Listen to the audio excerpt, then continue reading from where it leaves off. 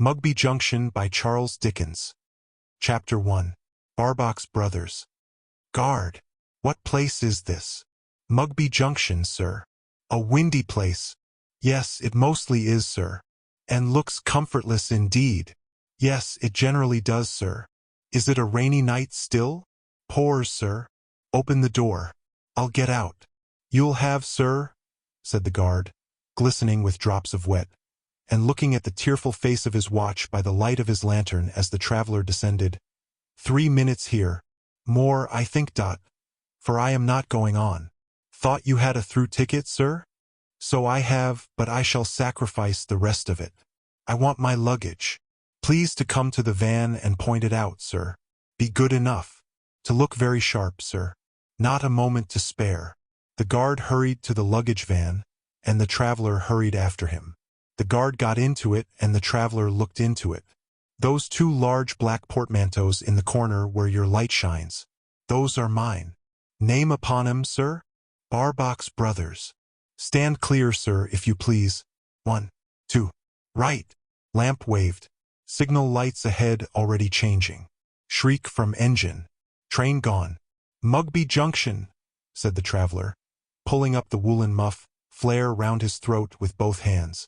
At past 3 o'clock of a tempestuous morning. So, he spoke to himself. There was no one else to speak to. Perhaps, though there had been anyone else to speak to, he would have preferred to speak to himself. Speaking to himself, he spoke to a man within 5 years of 50 either way, who had turned gray too soon, like a neglected fire. A man of pondering habit, brooding carriage of the head, and suppressed internal voice. A man with many indications on him of having been much alone. He stood unnoticed on the dreary platform, except by the rain and by the wind.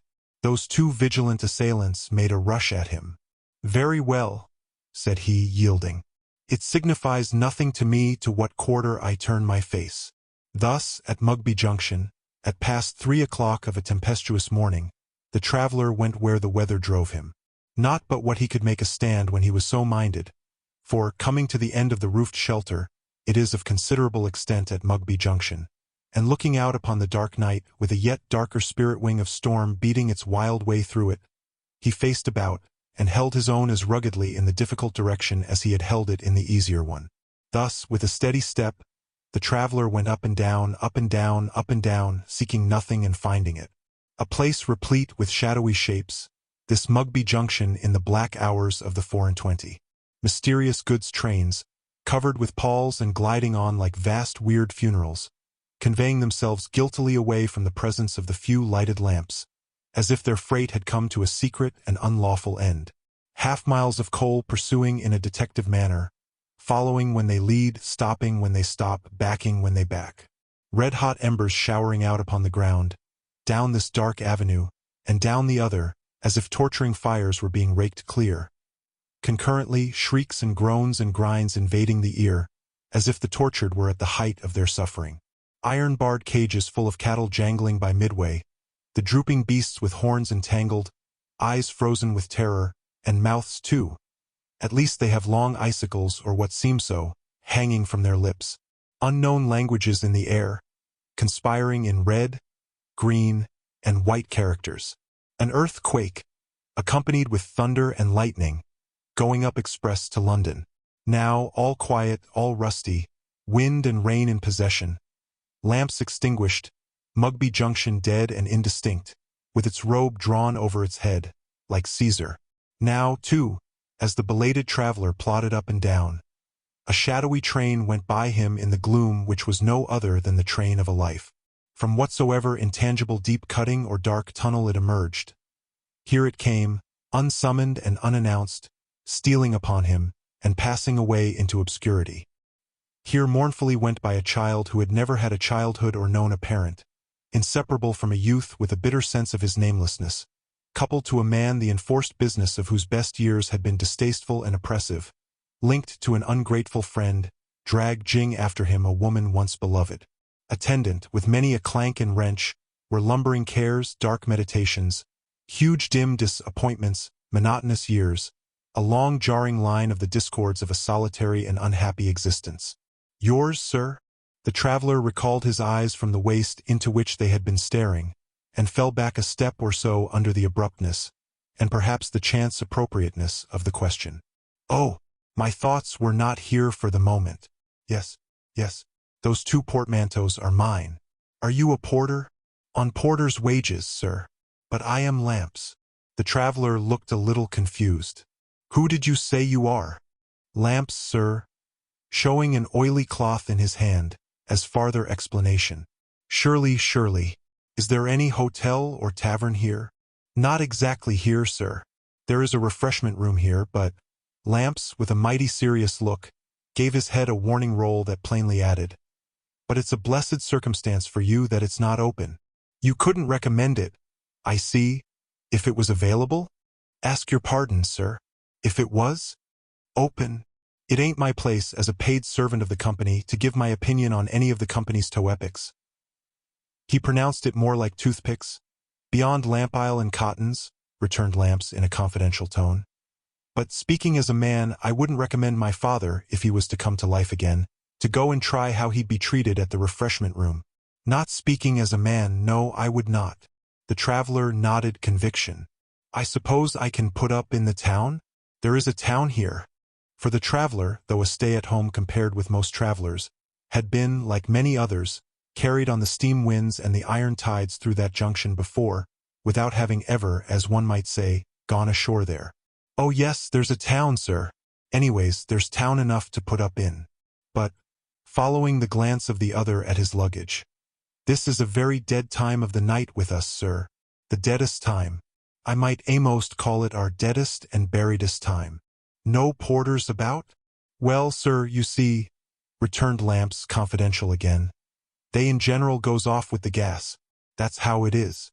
And they seem to have overlooked you, through your walking to the further end of the platform. But, in about 12 minutes or so, she may be up." "Who may be up?" "The 3:42, sir. She goes off in a siddin, till the up X passes, and then she—" Here an air of hopeful vagueness pervaded Lamps. "Does all as lays in her power. I doubt if I comprehend the arrangement." "I doubt if anybody do, sir. She's a parliamentary, sir. And, you see, a parliamentary or a skirmishin." "Do you mean an excursion?" "That's it, sir. A parliamentary or a skirmishin. She mostly does go off into a siddin. But, when she can get a chance, she's whistled out of it, and she's whistled up into doin' all as—" Lamps again wore the air of a highly sanguine man who hoped for the best. "All as lays in her power." He then explained that the porters on duty, being required to be in attendance on the parliamentary matron in question, would doubtless turn up with the gas. In the meantime, if the gentleman would not very much object to the smell of lamp oil, and would accept the warmth of his little room, the gentleman, being by this time very cold, instantly closed with the proposal. A greasy little cabin it was, suggestive to the sense of smell of a cabin in a whaler. But there was a bright fire burning in its rusty grate, and on the floor there stood a wooden stand of newly trimmed and lighted lamps, ready for carriage service. They made a bright show, and their light and the warmth accounted for the popularity of the room, as borne witness to by many impressions of velveteen trousers on a form by the fire, and many rounded smears and smudges of stooping velveteen shoulders on the adjacent wall. Various untidy shelves accommodated a quantity of lamps and oil cans, and also a fragrant collection of what looked like the pocket-hand kerchiefs of the whole lamp family. As Barbox Brothers, so to call the traveler on the warranty of his luggage, took his seat upon the form, and warmed his now ungloved hands at the fire, he glanced aside at a little deal desk, much blotched with ink, which his elbow touched. Upon it were some scraps of coarse paper, and a superannuated steel pen in very reduced and gritty circumstances. From glancing at the scraps of paper, he turned involuntarily to his host, and said, with some roughness, "Why, you were never a poet, man." Lamps had certainly not the conventional appearance of one, as he stood modestly rubbing his squab nose with a handkerchief so exceedingly oily, that he might have been in the act of mistaking himself for one of his charges. He was a spare man of about the Barbox Brothers' time of life, with his features whimsically drawn upward as if they were attracted by the roots of his hair. He had a peculiarly shining transparent complexion, probably occasioned by constant oleaginous application, and his attractive hair, being cut short and being grizzled, and standing straight up on end as if it in its turn were attracted by some invisible magnet above it. The top of his head was not very unlike a lampwick. "But, to be sure, it's no business of mine," said Barbox Brothers. "That was an impertinent observation on my part. Be what you like." "Some people, sir," remarked Lamps in a tone of apology, "are sometimes what they don't like." "Nobody knows that better than I do," sighed the other. "I have been what I don't like, all my life. When I first took, sir," resumed Lamps, "to composing little comic songs like—" Barbox Brothers eyed him with great disfavor. "To composing little comic songs like, and what was more hard, to singing 'em afterwards," said Lamps. "It went against the grain at that time, it did indeed." Something that was not all oil here shining in Lamps's eye, Barbox Brothers withdrew his own a little disconcerted, looked at the fire, and put a foot on the top bar. "Why did you do it, then?" he asked after a short pause, abruptly enough, but in a softer tone. "If you didn't want to do it, why did you do it? Where did you sing them?" "Public house." To which Mr. Lamps returned the curious reply, "Bedside." At this moment, while the traveler looked at him for elucidation, Mugby Junction started suddenly, trembled violently, and opened its gas eyes. "She's got up," Lamps announced, excited. "What lays in her power is sometimes more and sometimes less. But it's laid in her power to get up tonight, by George." The legend Barbox Brothers, in large white letters on two black surfaces, was very soon afterwards trundling on a truck through a silent street, and, when the owner of the legend had shivered on the pavement half an hour, what time the porter's knocks at the inn door knocked up the whole town first, and the inn last, he groped his way into the close air of a shut-up house, and so groped between the sheets of a shut-up bed that seemed to have been expressly refrigerated for him when last made. "You remember me, young Jackson?" "What do I remember if not you? You are my first remembrance. It was you who told me that was my name. It was you who told me that on every 20th of December my life had a penitential anniversary in it called a birthday. I suppose the last communication was truer than the first. What am I like, young Jackson? You are like a blight all through the year to me. You hard-lined, thin-lipped, repressive, changeless woman with a wax mask on. You are like the devil to me, most of all when you teach me religious things, for you make me abhor them. You remember me, Mr. Young Jackson?" In another voice from another quarter. "Most gratefully, sir. You were the ray of hope and prospering ambition in my life. When I attended your course, I believed that I should come to be a great healer, and I felt almost happy, even though I was still the one boarder in the house with that horrible mask, and ate and drank in silence and constraint with the mask before me every day, as I had done every day, through my school time and from my earliest recollection. What am I like, Mr. Young Jackson? You are like a superior being to me. You are like nature beginning to reveal herself to me. I hear you again, as one of the hushed crowd of young men kindling under the power of your presence and knowledge, and you bring into my eyes the only exultant tears that ever stood in them. You remember me, Mr. Young Jackson? In a grating voice from quite another quarter. Too well. You made your ghostly appearance in my life one day, and announced that its course was to be suddenly and wholly changed. You showed me which was my wearisome seat in the galley of Barbox Brothers. When they were, if they ever were, is unknown to me. There was nothing of them but the name when I bent to the oar. You told me what I was to do and what to be paid. You told me afterwards, at intervals of years, when I was to sign for the firm, when I became a partner, when I became the firm. I know no more of it or of myself. What am I like, Mr. Young Jackson? You are like my father, I sometimes think. You are hard enough and cold enough so to have brought up an acknowledged son. I see your scanty figure, your close brown suit, and your tight brown wig. But you, too, wear a wax mask to your death. You never by a chance remove it. It never by a chance falls off. And I know no more of you. Throughout this dialogue, the traveler spoke to himself at his window in the morning, as he had spoken to himself at the junction overnight. And as he had then looked in the darkness, a man who had turned gray too soon, like a neglected fire. So he now looked in the sunlight, an ashier gray, like a fire which the brightness of the sun put out. The firm of Barbox Brothers had been some offshoot or irregular branch of the public notary and bill-broking tree. It had gained for itself a griping reputation before the days of young Jackson, and the reputation had stuck to it and to him, as he had imperceptibly come into possession of the dim den up in the corner of a court off Lombard Street, on whose grimy windows the inscription Barbox Brothers had for many long years daily interposed itself between him and the sky, so he had insensibly found himself a personage held in chronic distrust, whom it was essential to screw tight to every transaction in which he engaged, whose word was never to be taken without his attested bond, whom all dealers with openly set up guards and wards against. This character had come upon him through no act of his own. It was as if the original Barbox had stretched himself down upon the office floor, and had thither caused to be conveyed young Jackson in his sleep, and had there effected a metempsychosis and exchange of persons with him. The discovery, aided in its turn by the deceit of the only woman he had ever loved, and the deceit of the only friend he had ever made, who eloped from him to be married together, the discovery, so followed up, completed what his earliest rearing had begun. He shrank, abashed, within the form of Barbox, and lifted up his head and heart no more.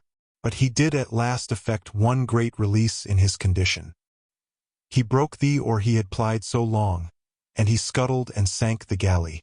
He prevented the gradual retirement of an old conventional business from him, by taking the initiative and retiring from it, with enough to live on, though, after all, with not too much. He obliterated the firm of Barbox Brothers from the pages of the post office directory and the face of the earth, leaving nothing of it but its name on 2 portmanteaus. For one must have some name in going about for people to pick up, he explained to Mugby High Street through the inn window, and that name at least was real once, whereas young Jackson, not to mention its being a sadly satirical misnomer for old Jack's son. He took up his hat and walked out, just in time to see, passing along on the opposite side of the way, a velveteen man, carrying his day's dinner in a small bundle that might have been larger without suspicion of gluttony, and pelting away towards the junction at a great pace. "There's lamps," said Barbox Brothers. "And by the by, ridiculous, surely, that a man so serious, so self-contained, and not yet 3 days emancipated from a routine of drudgery, should stand rubbing his chin in the street, in a brown study about comic songs." "Bedside?" said Barbox Brothers testily. "Sings them at the bedside? Why at the bedside unless he goes to bed drunk? I shouldn't wonder. But it's no business of mine. Let me see. Mugby Junction, Mugby Junction. Where shall I go next? As it came into my head last night when I woke from an uneasy sleep in the carriage and found myself here, I can go anywhere from here. Where shall I go? I'll go and look at the junction by daylight. There's no hurry, and I may like the look of one line better than another. But there were so many lines. Gazing down upon them from a bridge at the junction, it was as if the concentrating companies formed a great industrial exhibition of the works of extraordinary ground spiders that spun iron. And then so many of the lines went such wonderful ways, so crossing and curving among one another, that the eye lost them. And then some of them appeared to start with the fixed intention of going 500 miles, and all of a sudden gave it up at an insignificant barrier, or turned off into a workshop. And then others, like intoxicated men, went a little way very straight, and surprisingly slewed round and came back again. And then others were so chock full of trucks of coal, others were so blocked with trucks of casks, others were so gorged with trucks of ballast, others were so set apart for wheeled objects like immense iron cotton reels, while others were so bright and clear, and others were so delivered over to rust and ashes and idle wheelbarrows out of work, with their legs in the air, looking much like their masters on strike, that there was no beginning, middle, or end to the bewilderment. Barbox Brothers stood puzzled on the bridge, passing his right hand across the lines on his forehead, which multiplied while he looked down, as if the railway lines were getting themselves photographed on that sensitive plate. Then was heard a distant ringing of bells and blowing of whistles. Then puppet-looking heads of men popped out of boxes in perspective, and popped in again.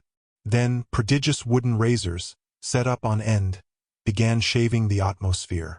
Then several locomotive engines in several directions began to scream and be agitated.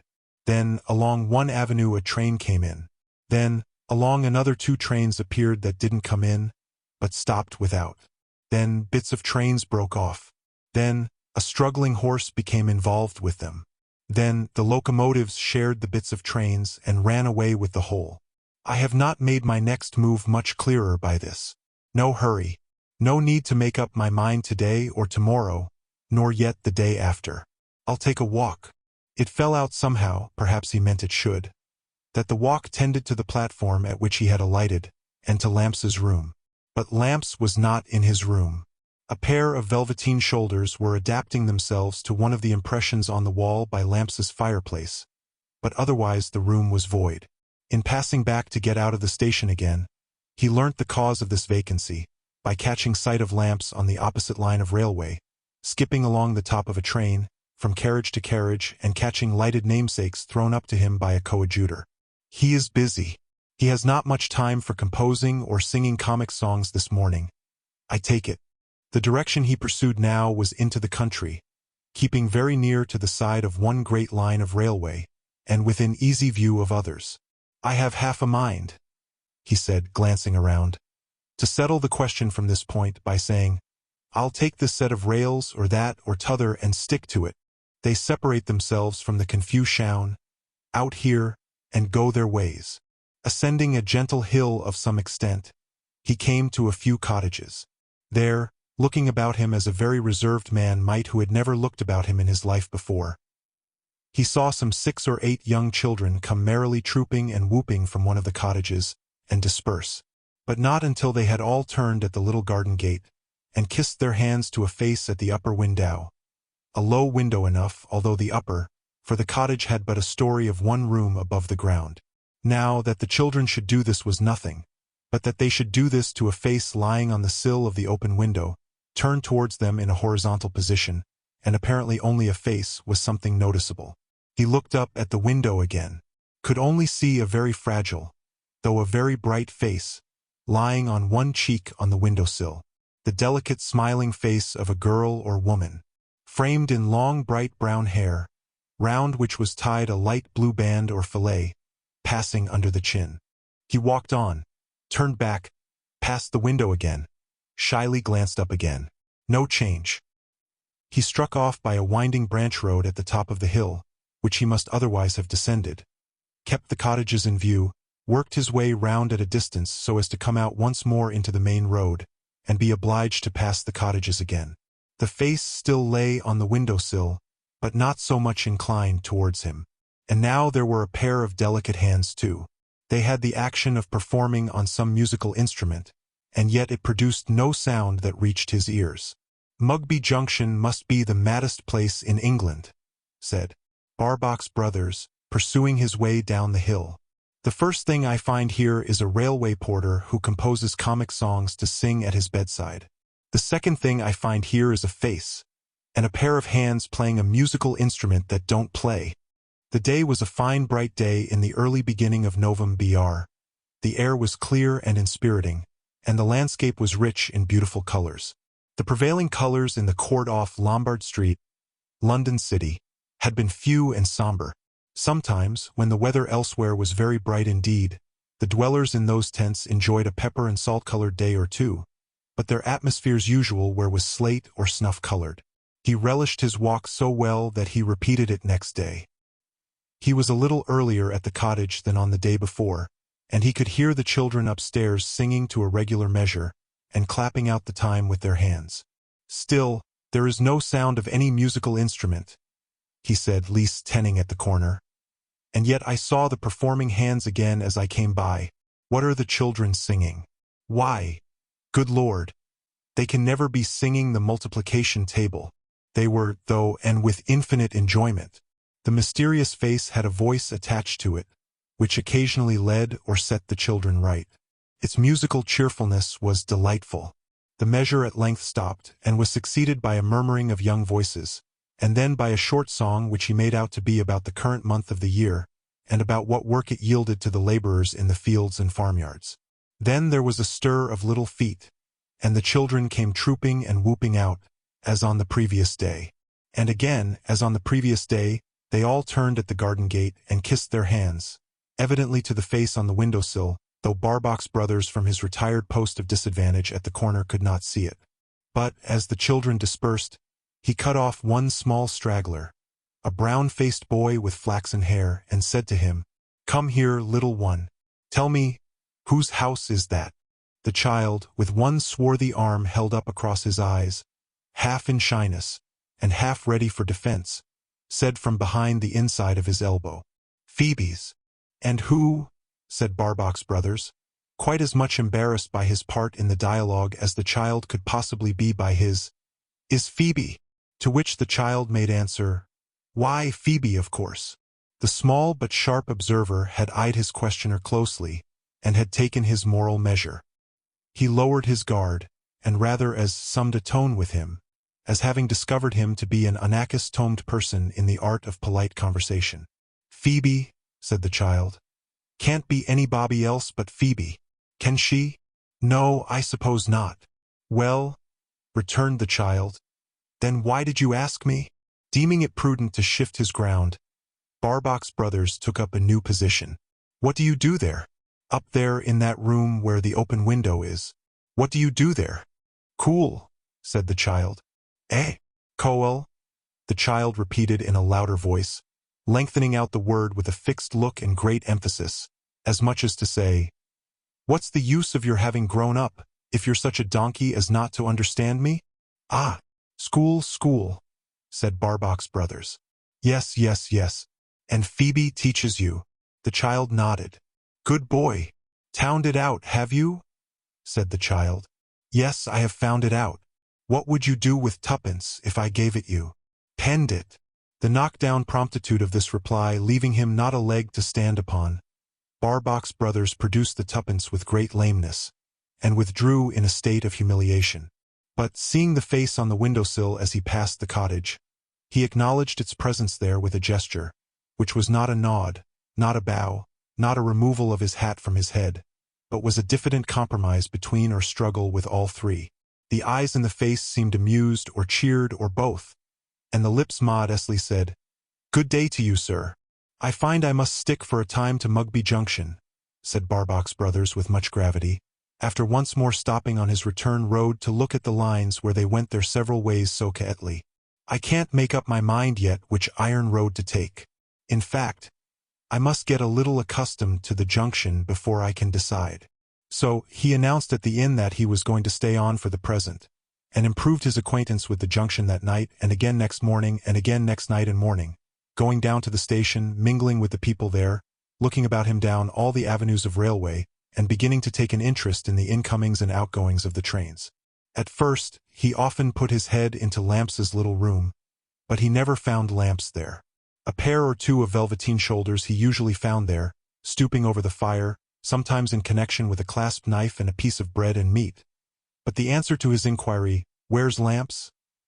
was either that he was t'other side the line, or that it was his off time, or, in the latter case, his own personal introduction to another Lamps who was not his Lamps.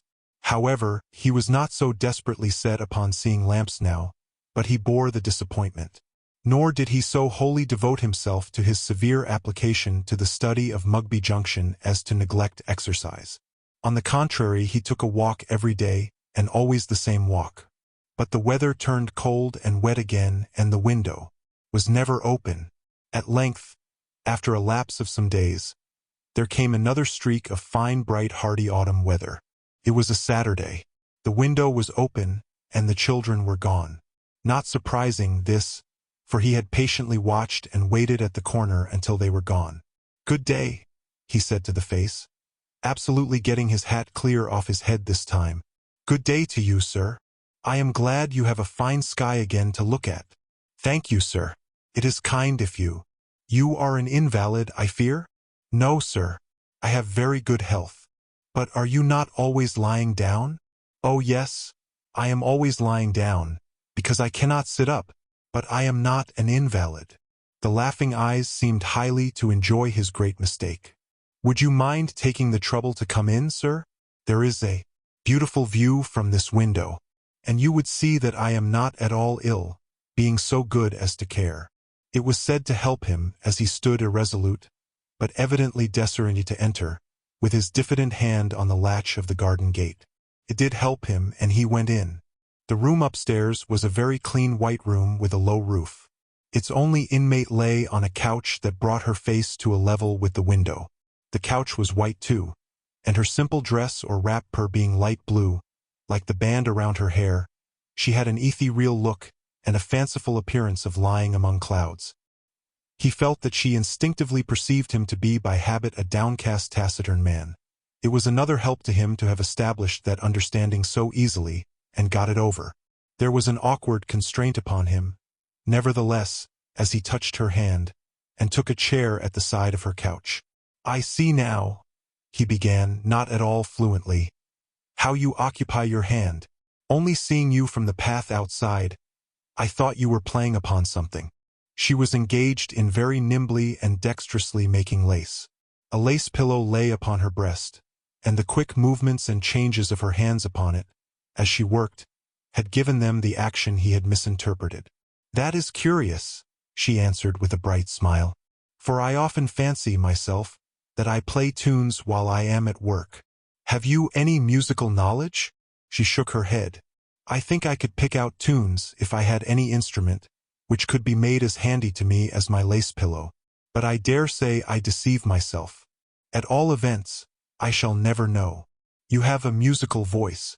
Excuse me. I have heard you sing." "With the children?" she answered, slightly coloring. "Oh yes. Sing with the dear children, if it can be called singing." Barbox Brothers glanced at the two small forms in the room, and hazarded the speculation that she was fond of children, and that she was learned in new systems of teaching them. "Very fond of them," she said, shaking her head again. "But I know nothing of teaching, beyond the interest I have in it, and the pleasure it gives me when they learn. Perhaps your overhearing my little scholars sing some of their lessons has led you so far astray as to think me a grand teacher?"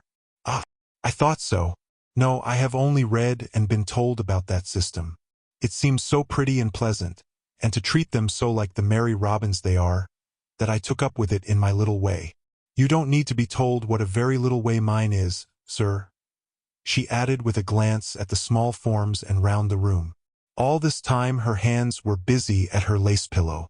As they still continued so, and as there was a kind of substitute for conversation in the click and play of its pegs, Barbox Brothers took the opportunity of observing her. He guessed her to be 30. The charm of her transparent face and large bright brown eyes was, not that they were passively resigned, but that they were actively and thoroughly cheerful. Even her busy hands, which of their own thinness alone might have besought compassion, plied their task with a gay courage that made mere compassion an unjustifiable assumption of superiority and an impertinence. He saw her eyes in the act of rising towards his, and he directed his towards the prospect, saying, "Beautiful indeed, most beautiful, sir. I have sometimes had a fancy that I would like to sit up, for once only to try how it looks to an erect head. But what a foolish fancy that would be to encourage. It cannot look more lovely to anyone than it does to me." Her eyes were turned to it, as she spoke, with most delighted admiration and enjoyment. There was not a trace in it of any sense of deprivation. "And those threads of railway, with their puffs of smoke and steam changing places so fast, make it so lively for me," she went on. "I think of the number of people who can go where they wish on their business or their pleasure. I remember that the puffs make signs to me that they are actually going while I look, and that enlivens the prospect with abundance of company if I want company. There is the great junction, too. I don't see it under the foot of the hill, but I can very often hear it, and I always know it is there. It seems to join me, in a way, to I don't know how many places and things that I shall never see." With an abashed kind of idea that it might have already joined himself to something he had never seen, he said constrainedly, "Just so. And so you see, sir," pursued Phoebe, "I am not the invalid you thought me, and I am very well off indeed." "You have a happy disposition," said Barbox Brothers, perhaps with a slight excusatory touch for his own disposition. "Ah, but you should know my father," she replied. "His is the happy disposition. Don't mind, sir." For his reserve took the alarm at a step upon the stairs, and he distrusted that he would be set down for a troublesome intruder. "This is my father coming." The door opened, and the father paused there. "Why, Lamps!" exclaimed Barbox Brothers, starting from his chair. "How do you do, Lamps?" To which Lamps responded, "The gentleman for nowhere. How do you do, sir?" And they shook hands, to the greatest admiration and surprise of Lamps' daughter. "I have looked you up half a dozen times since that night," said Barbox Brothers, "but have never found you." "So I've heerd on, sir, so I've heerd on," returned Lamps. "It's your being noticed so often down at the junction, without taking any train, that has begun to get you the name among us of the gentleman for nowhere. No offence in my having called you by it when took by surprise, I hope, sir? None at all. It's as good a name for me as any other you could call me by. But may I ask you a question in the corner here?" Lamps suffered himself to be led aside from his daughter's couch by one of the buttons of his velveteen jacket. "Is this the bedside where you sing your songs?" Lamps nodded. The gentleman for nowhere clapped him on the shoulder, and they faced about again. "Upon my word, my dear," said Lamps then to his daughter, looking from her to her visitor, "it is such an amaze to me to find you brought acquainted with this gentleman, that I must, if this gentleman will excuse me, take a rounder." Mr. Lamps demonstrated in action what this meant, by pulling out his oily handkerchief rolled up in the form of a ball, and giving himself an elaborate smear, from behind the right ear up the cheek across the forehead, and down the other cheek to behind his left ear. After this operation he shone exceedingly.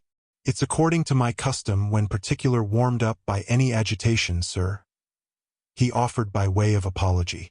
"And really, I am throwed into that state of amaze by finding you brought acquainted with Phoebe, that I think I will, if you'll excuse me, take another rounder," which he did, seeming to be greatly restored by it. They were now both standing by the side of her couch, and she was working at her lace pillow. "Your daughter tells me," said Barbox Brothers, still in a half-reluctant shamefaced way, "that she never sits up." "No, sir, nor never has done. You see, her mother, who died when she was a year and 2 months old, was subject to very bad fits, and as she had never mentioned to me that she was subject to fits, they couldn't be guarded against.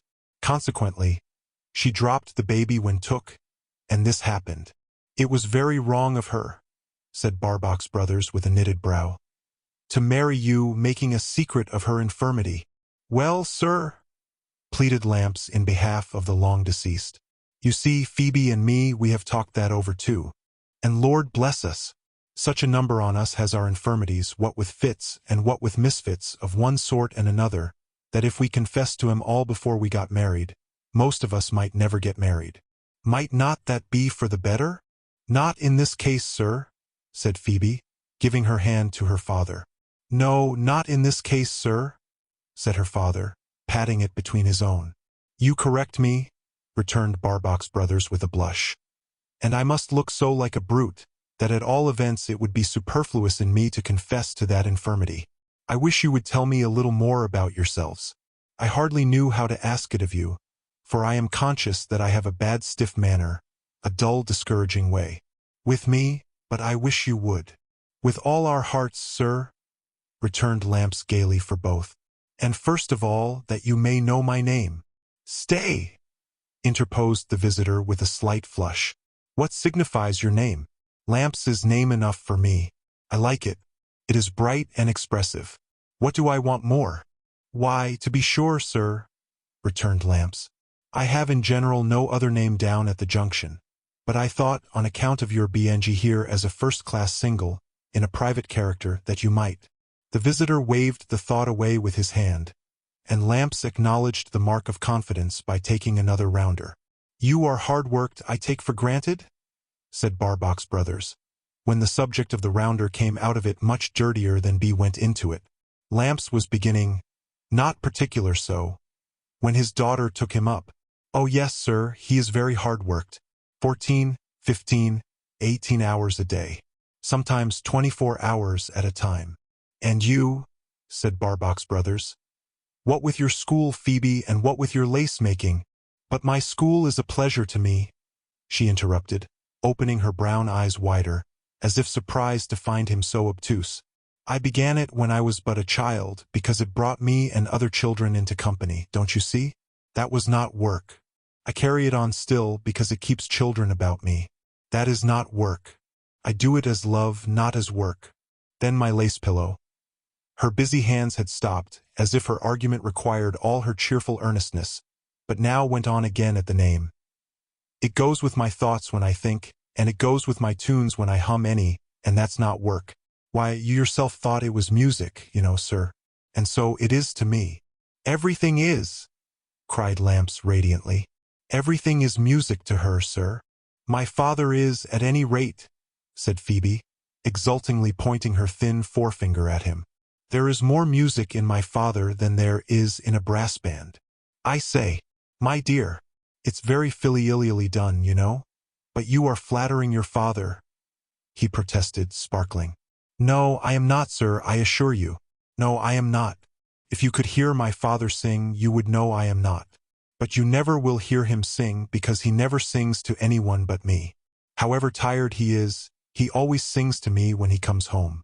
When I lay here long ago, quite a poor little broken doll, he used to sing to me. More than that, he used to make songs, bringing in whatever little jokes we had between us. More than that, he often does so to this day. Oh, I'll tell of you, father, as the gentleman has asked about you. He is a poet, sir.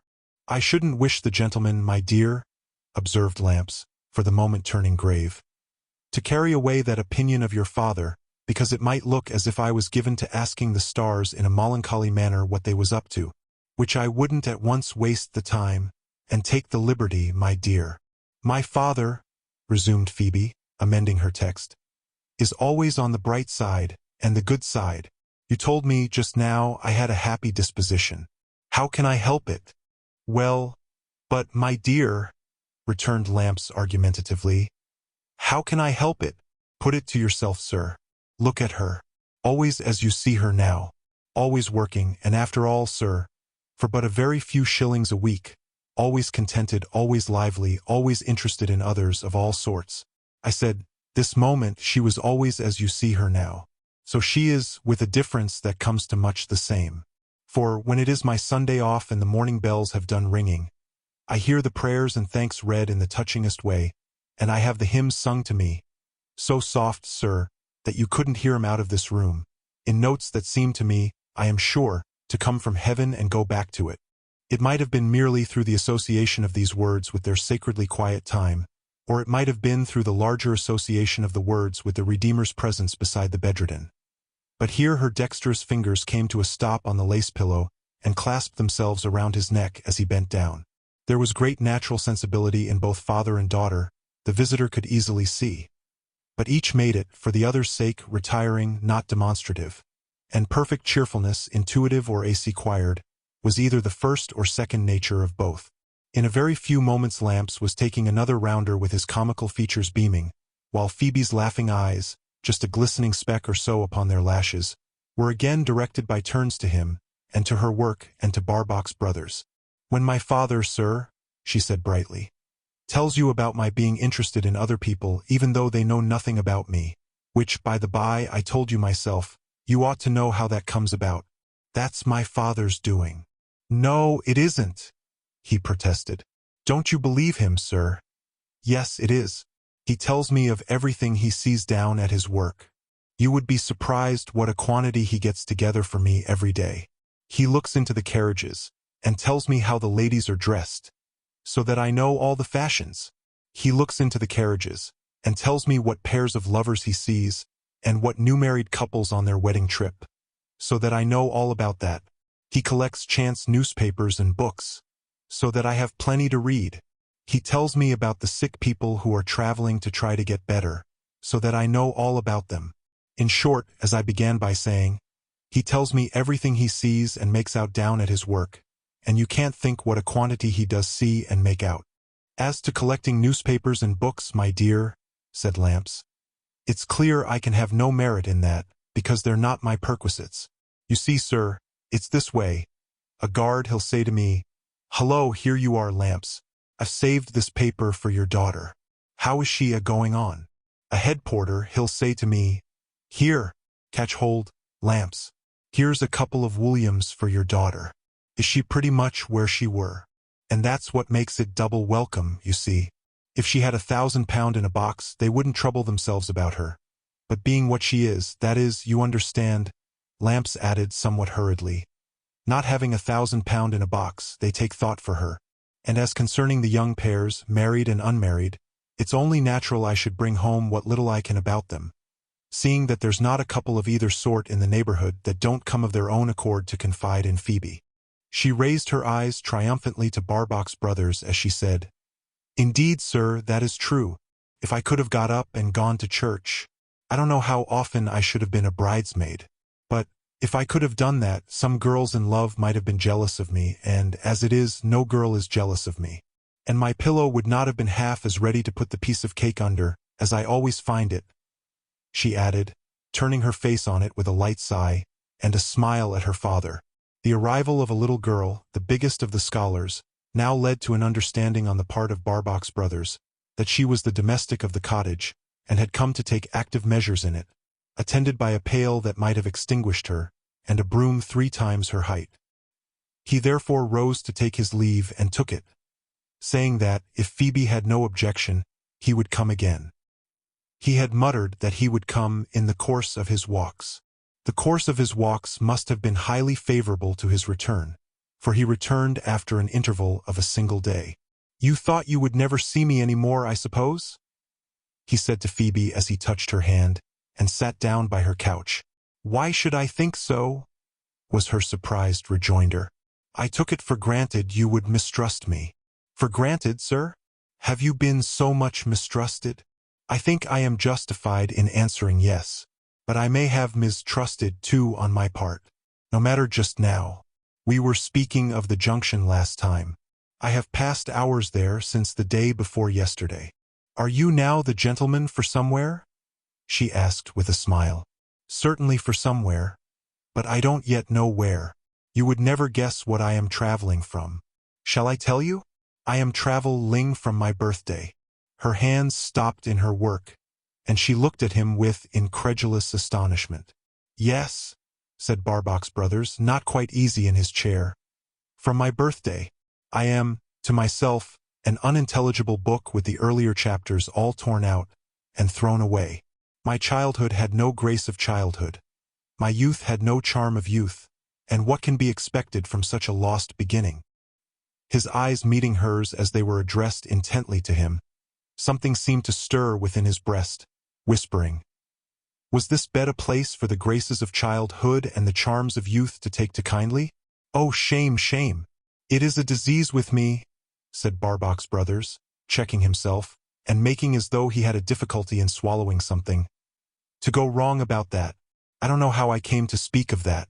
I hope it is because of an old misplaced confidence in one of your sex involving an old bitter treachery. I don't know. I am all wrong together." Her hands quietly and slowly resumed their work. Glancing at her, he saw that her eyes were thoughtfully following them. "I am traveling from my birthday," he resumed, "because it has always been a dreary day to me. My first free birthday coming round some 5 or 6 weeks hence. I am traveling to put its predecessors far behind me, and to try to crush the day, or, at all events, put it out of my sight, by heaping new objects on it." As he paused, she looked at him, but only shook her head as being quite at a loss. "This is unintelligible to your happy disposition," he pursued, abiding by his former phrase as if there were some lingering virtue of self-defense in it. "I knew it would be, and am glad it is. However, on this travel of mine, in which I mean to pass the rest of my days, having abandoned all thought of a fixed home, I stopped, as you have heard from your father, at the junction here. The extent of its ramifications quite confused me as to whither I should go from here. I have not yet settled, being still perplexed among so many roads. What do you think I mean to do? How many of the branching roads can you see from your window?" Looking out, full of interest, she answered, "7. 7, said Barbox Brothers, watching her with a grave smile. "Well, I propose to myself at once to reduce the gross number to those very 7, and gradually to find them down to 1, the most promising for me, and to take that." "But how will you know, sir, which is the most promising?" she asked, with her brightened eyes roving over the view. "Ah," said Barbox Brothers with another grave smile, and considerably improving in his ease of speech. To be sure, in this way, where your father can pick up so much every day for a good purpose, I may once and again pick up a little for an indifferent purpose. The gentleman for nowhere must become still better known at the junction. He shall continue to explore it, until he attaches something that he has seen, heard, or found out, at the head of each of the 7 roads, to the road itself. And so his choice of a road shall be determined by his choice among his discoveries.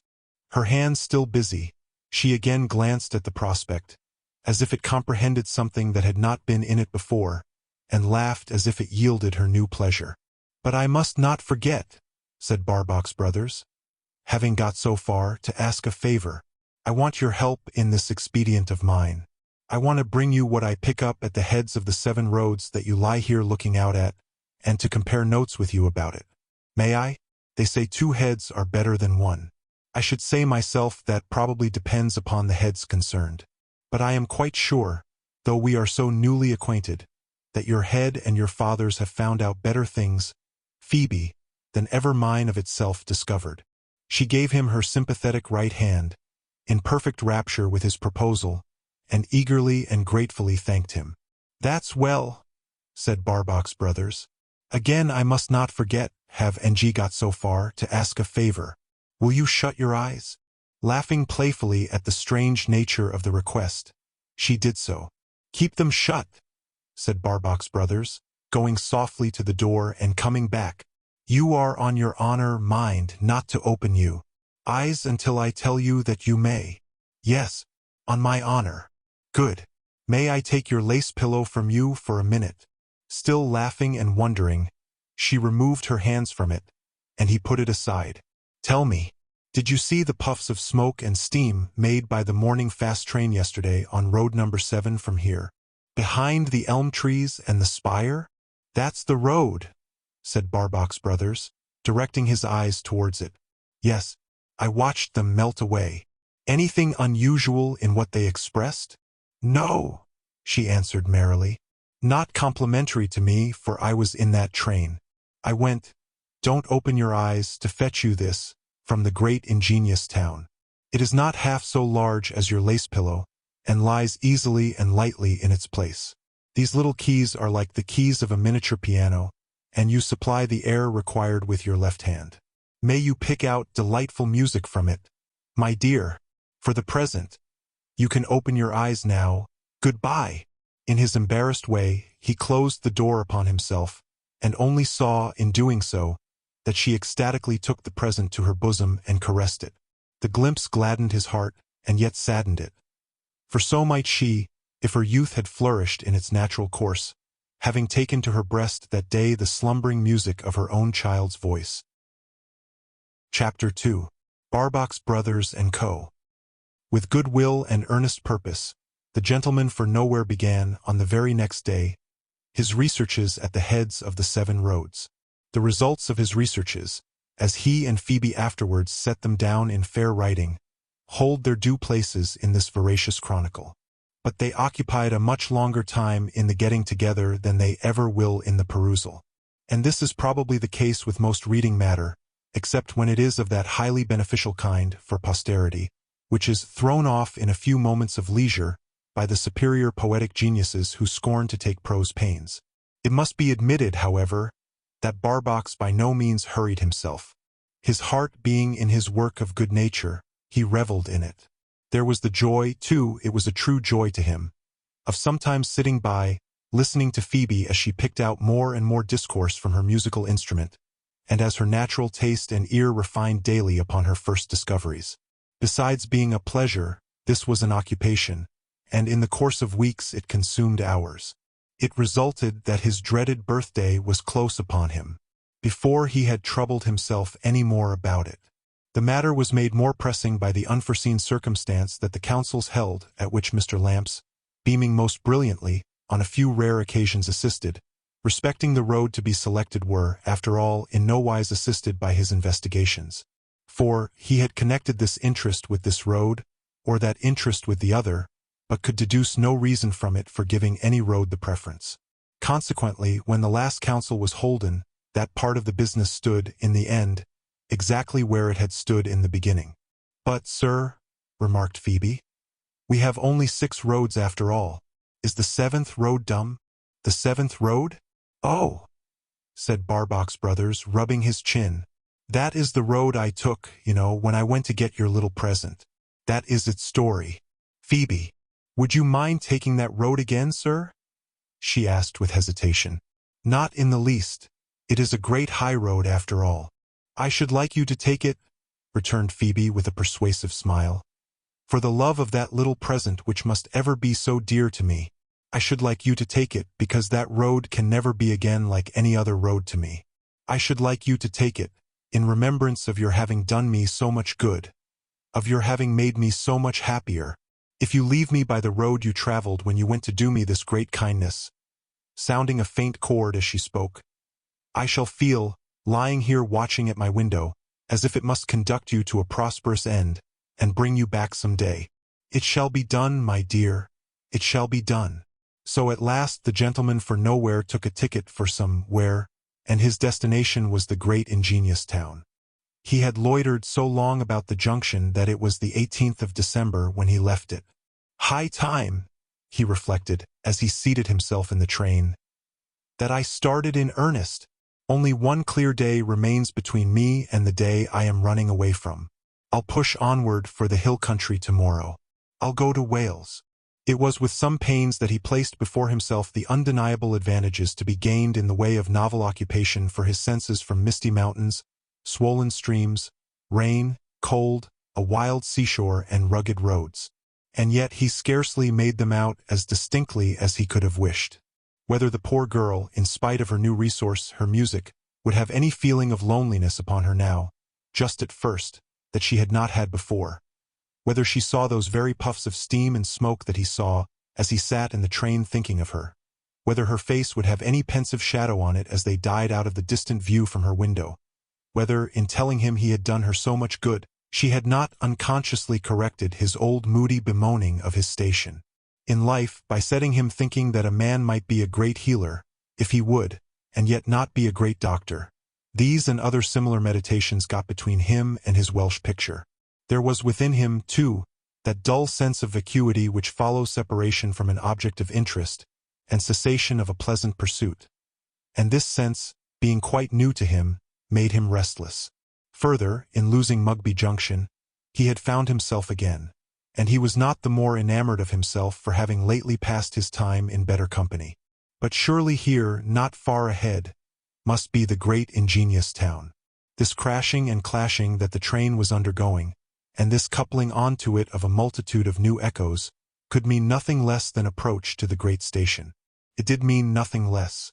After some stormy flashes of town lightning, in the way of swift revelations of red brick blocks of houses, high red brick chimney shafts, vistas of red brick railway arches, tongues of fire, blocks of smoke, valleys of canal, and hills of coal, there came the thundering in at the journey's end. Having seen his portmanteau safely housed in the hotel he chose, and having appointed his dinner hour, Barbox Brothers went out for a walk in the busy streets. And now it began to be suspected by him that Mugby Junction was a junction of many branches, invisible as well as visible, and had joined him to an endless number of byways. For, whereas he would, but a little while ago, have walked these streets blindly brooding, he now had eyes and thoughts for a new external world. How the many toiling people lived and loved and died.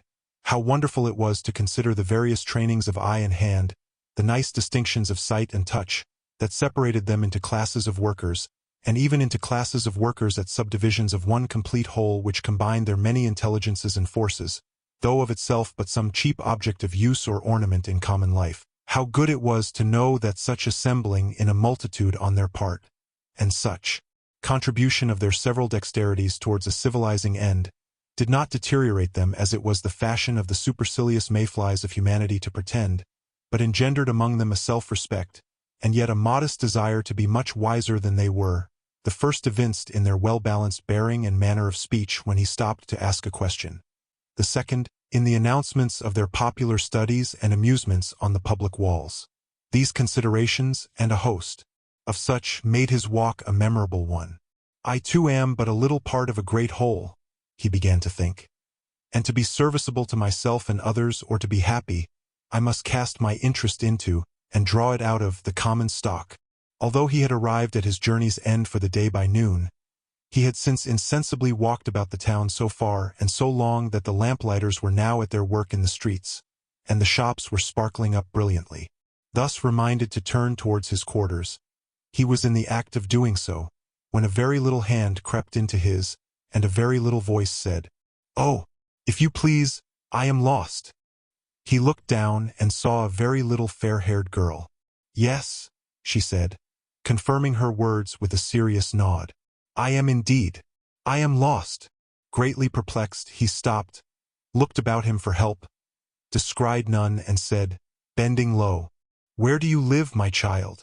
"I don't know where I live," she returned. "I am lost." "What is your name?" "Polly." "What is your other name?" The reply was prompt, but unintelligible. Imitating the sound as he caught it, he hazarded the guess, "Trivets." "Oh no," said the child, shaking her head. "Nothing like that. Say it again, little one." An unpromising business, for this time it had quite a different sound. He made the venture, "Paddens?" "Oh no," said the child. "Nothing like that. Once more. Let us try it again, dear." A most hopeless business. This time it swelled into 4 syllables. "It can't be Tapetarver?" said Barbox Brothers, rubbing his head with his hat in discomfiture. "No, it ain't." The child quietly assented. On her trying this unfortunate name once more with extraordinary efforts at distinctness, it swelled into 8 syllables at least. "Ah, I think," said Barbox Brothers with a desperate air of resignation, "that we had better give it up." "But I am lost," said the child, nestling her little hand more closely in his. "And you'll take care of me, won't you?" If ever a man were disconcerted by division between compassion on the one hand, and the very imbecility of irresolution on the other, here the man was. "Lost?" he repeated, looking down at the child. "I am sure I am. What is to be done?" "Where do you live?" asked the child, looking up at him wistfully. "Over there," he answered, pointing vaguely in the direction of his hotel. "Hadn't we better go there?" said the child. "Really," he replied, "I don't know but what we had." So they set off hand in hand. He, through comparison of himself against his little companion, with a clumsy feeling on him as if he had just developed into a foolish giant. She, clearly elevated in her own tiny opinion by having got him so neatly out of his embarrassment. "We are going to have dinner when we get there, I suppose?" said Polly. "Well," he rejoined, yes, I suppose we are." "Do you like your dinner?" asked the child. "Why, on the whole," said Barbox Brothers, "yes, I think I do." "I do mine," said Polly. "Have you any brothers and sisters?" "No." "Have you?" "Mine are dead." "Oh," said Barbox Brothers, with that absurd sense of unwieldiness of mind and body weighing him down. He would have not known how to pursue the conversation beyond this curt rejoinder, but that the child was always ready for him. "What?" she asked, turning her soft hand coaxingly in his. "Are you going to do to amuse me after dinner?" "Upon my soul, Polly," exclaimed Barbox Brothers, very much at a loss, "I have not the slightest idea." "Then I tell you what," said Polly. "Have you got any cards at your house?" "Plenty," said Barbox Brothers in a boastful vein. "Very well. Then I'll build houses, and you shall look at me. You mustn't blow, you know." "Oh no," said Barbox Brothers. "No, no, no. No blowing. Blowing's not fair." He flattered himself that he had said this pretty well for an idiotic monster. But the child, instantly perceiving the awkwardness of his attempt to adapt himself to her level, utterly destroyed his hopeful opinion of himself by saying compassionately, "What a funny man you are," feeling, after this melancholy failure, as if he every minute grew bigger and heavier in person, and weaker in mind. Barbox gave himself up for a bad job. No giant ever submitted more meekly to be led in triumph by all-conquering Jack than he to be bound in slavery to Polly. "Do you know any stories?" she asked him. He was reduced to the humiliating confession. "No. What a dunce you must be, mustn't you?" said Polly. He was reduced to the humiliating confession. Yes. Would you like me to teach you a story? But you must remember it, and be able to tell it right to somebody else afterwards.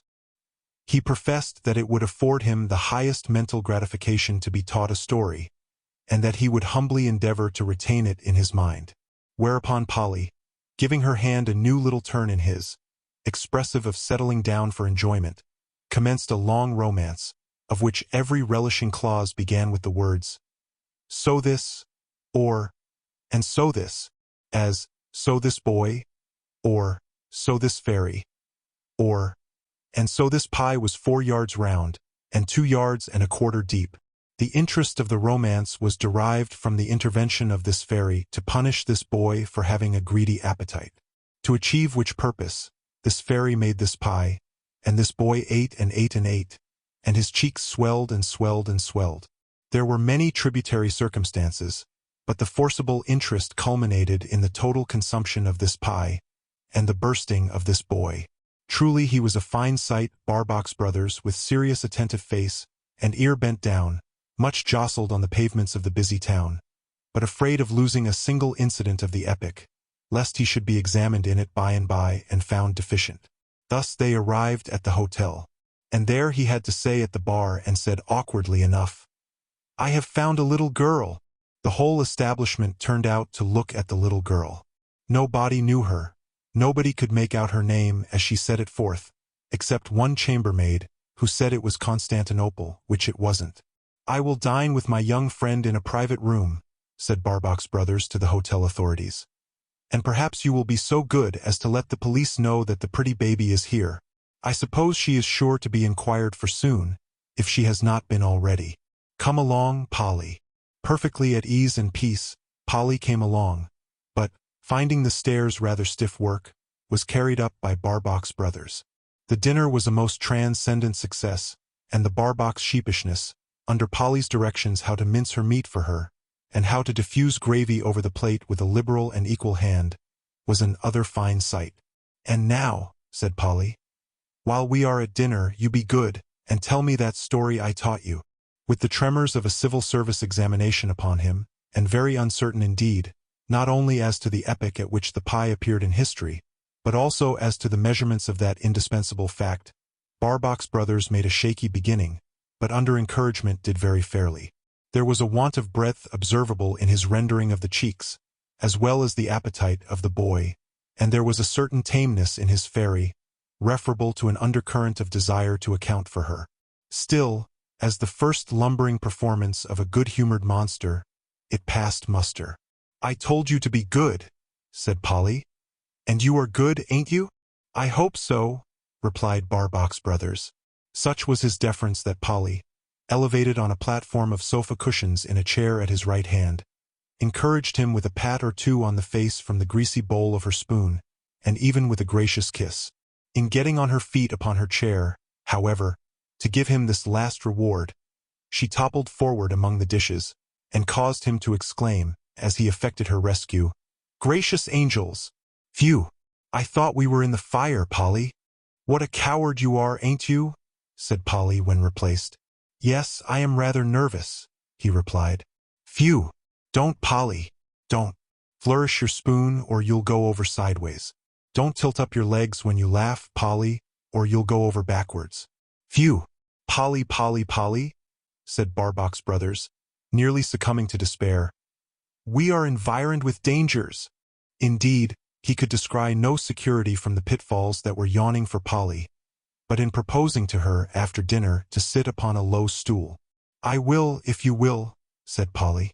So, as peace of mind should go before all, he begged the waiter to wheel aside the table, bring a pack of cards, a couple of footstools, and a screen, and close in Polly and himself before the fire, as it were in a snug room within the room. Then, finest sight of all, was Barbox Brothers on his footstool, with a pint decanter on the rug, contemplating Polly as she built successfully, and growing blue in the face with holding his breath, lest he should blow the house down. "How you stare, don't you?" said Polly in a houseless pause. Detected in the ignoble fact, he felt obliged to admit, apologetically, "I am afraid I was looking rather hard at you, Polly." Why do you stare? Asked Polly. I cannot, he murmured to himself. Recall why I don't know, Polly. You must be a simpleton to do things and not know why, mustn't you? Said Polly. In spite of which reproof, he looked at the child again intently, as she bent her head over her card structure, her rich curls shading her face. It is impossible, he thought, that I can ever have seen this pretty baby before. Can I have dreamed of her? In some sorrowful dream. He could make nothing of it. So he went into the building trade as a journeyman under Polly, and they built 3 stories high, 4 stories high, even 5. I say, who do you think is coming? Asked Polly, rubbing her eyes after tea. He guessed, the waiter. No, said Polly, the dustman. I am getting sleepy. A new embarrassment for Barbach's brothers. I don't think I am going to be fetched tonight, said Polly. What do you think? He thought not either. After another quarter of an hour, the dustman not merely impending, but actually arriving, recourse was had to the Constantinopolitan chambermaid, who cheerily undertook that the child should sleep in a comfortable and wholesome room, which she herself would share. And I know you will be careful, won't you? Said Barbach's brothers, as a new fear dawned upon him. That she don't fall out of bed? Polly found this so highly entertaining that she was under the necessity of clutching him round the neck with both arms as he sat on his footstool picking up the cards, and rocking him to and fro, with her dimpled chin on his shoulder. Oh, what a coward you are, ain't you? Said Polly. Do you fall out of bed? And not generally, Polly. No more do I. With that, Polly gave him a reassuring hug or two to keep him going, and then giving that confiding mite of a hand of hers to be swallowed up in the hand of the Constantinopolitan chambermaid, trotted off, chattering, without a vestige of anxiety. He looked after her, had the screen removed and the table and chairs replaced, and still looked after her. He paced the room for half an hour. A most engaging little creature, but it's not that. A most winning little voice, but it's not that. That has much to do with it, but there is something more. How can it be that I seem to know this child? What was it she imperfectly recalled to me when I felt her touch in the street, and, looking down at her, saw her looking up at me? Mr. Jackson. With a start he turned towards the sound of the subdued voice, and saw his answer standing at the door. Oh, Mr. Jackson, do not be severe with me. Speak a word of encouragement to me, I beseech you. You are Polly's mother. Yes, yes. Polly herself might come to this one day. As you see what the rose was in its faded leaves, as you see what the summer growth of the woods was in their wintry branches, so Polly might be traced one day in a careworn woman like this, with her hair turned gray. Before him were the ashes of a dead fire that had once burned bright. This was the woman he had loved. This was the woman he had lost. Such had been the constancy of his imagination to her, so had time spared her under its withholding, that now, seeing how roughly the inexorable hand had struck her, his soul was filled with pity and amazement. He led her to a chair and stood leaning on a corner of the chimney-piece, with his head resting on his hand, and his face half averted. Did you see me in the street, and show me to your child? He asked. Yes. Is the little creature, then, a party to deceit? I hope there is no deceit. I said to her, we have lost our way, and I must try to find mine by myself. Go to that gentleman, and tell him you are lost. You shall be fetched by and by. Perhaps you have not thought how very young she is. She is very self-reliant. Perhaps because she is so young. He asked, after a short pause, why did you do this? Oh, Mr. Jackson, do you ask me? In the hope that you might see something in my innocent child to soften your heart towards me. Not only towards me, but towards my husband. He suddenly turned about and walked to the opposite end of the room. He came back again with a slower step and resumed his former attitude, saying, I thought you had emigrated to America? We did. But life went ill with us there, and we came back. Do you live in this town? Yes. I am a daily teacher of music here. My husband is a bookkeeper. Are you, forgive my asking, poor? We earn enough for our wants. That is not our distress. My husband is very, very ill of a lingering disorder. He will never recover. You check yourself. If it is for want of the encouraging word you spoke of, take it from me. I cannot forget the old time, Beatrice. God bless you, she replied with a burst of tears, and gave him her trembling hand. Compose yourself. I cannot be composed if you are not, for to see you weep distresses me beyond expression. Speak freely to me. Trust me. She shaded her face with her veil, and after a little while spoke calmly. Her voice had the ring of Polly's. It is not that my husband's mind is at all impaired by his bodily suffering, for I assure you that is not the case. But in his weakness, and in his knowledge that he is incurably ill, he cannot overcome the ascendancy of one idea. It preys upon him, embitters every moment of his painful life, and will shorten it. She stopping, he said again, Speak freely to me. Trust me.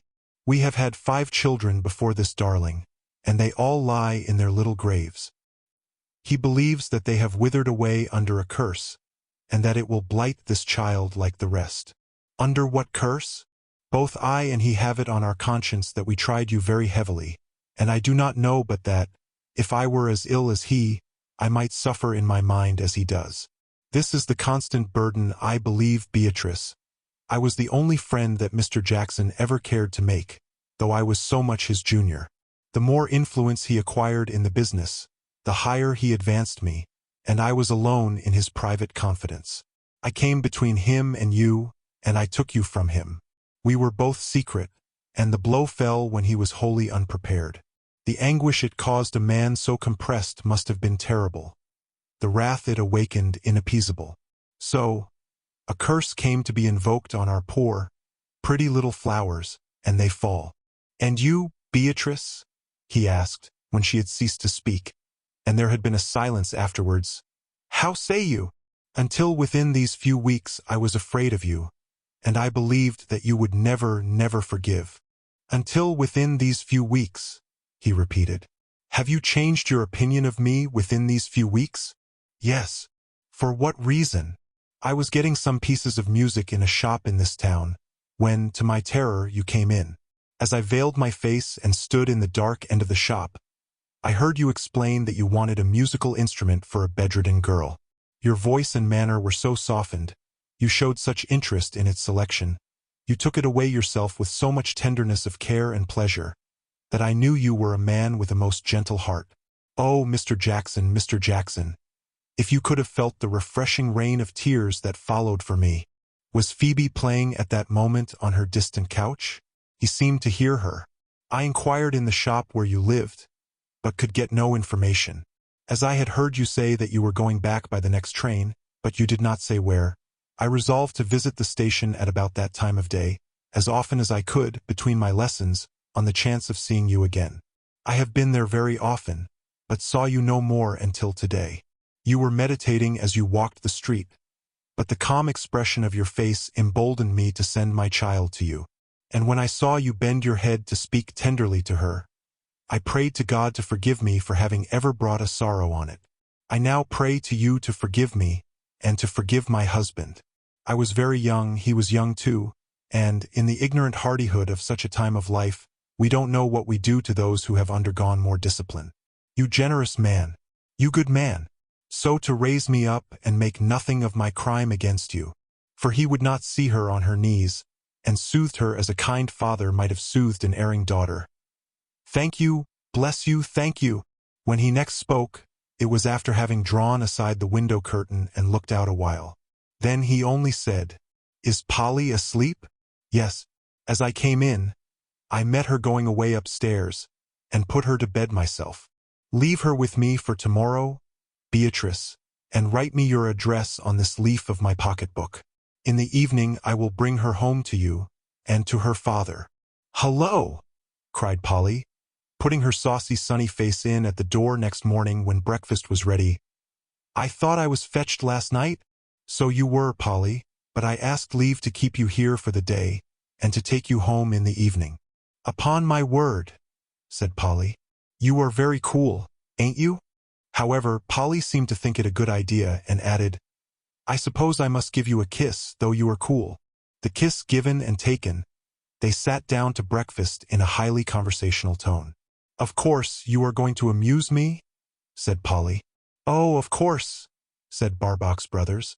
In the pleasurable height of her anticipations, Polly found it indispensable to put down her piece of toast, cross one of her little fat knees over the other, and bring her little fat right hand down into her left hand with a businesslike slap. After this gathering of herself together, Polly, by that time a mere heap of dimples, asked in a wheedling manner, "What are we going to do, you dear old thing?" "Why, I was thinking," said Barbox Brothers. "But are you fond of horses, Polly?" "Ponies I am," said Polly, "especially when their tails are long. But horses, and oh, too big, you know." "Well," pursued Barbox Brothers, in a spirit of grave mysterious confidence adapted to the importance of the consultation, "I did see yesterday, Polly, on the walls, pictures of 2 long-tailed ponies, speckled all over." "No, no, and oh!" cried Polly, in an ecstatic desire to linger on the charming details.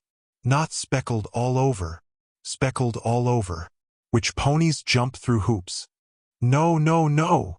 cried Polly as before. "They never jump through hoops." "Yes, they do. Oh, I assure you they do. And eat pie in pinafores." "Ponies eating pie in pinafores," said Polly. "What a storyteller you are, ain't you? Upon my honor, and fire off guns." Polly hardly seemed to see the force of the ponies resorting to firearms. "And I was thinking," pursued the exemplary Barbox, "that if you and I were to go to the circus where these ponies are, it would do our constitutions good." "Does that mean amuse us?" inquired Polly. "What long words you do use, don't you?" Apologetic for having wandered out of his depth, he replied, "That means amuse us. That is exactly what it means.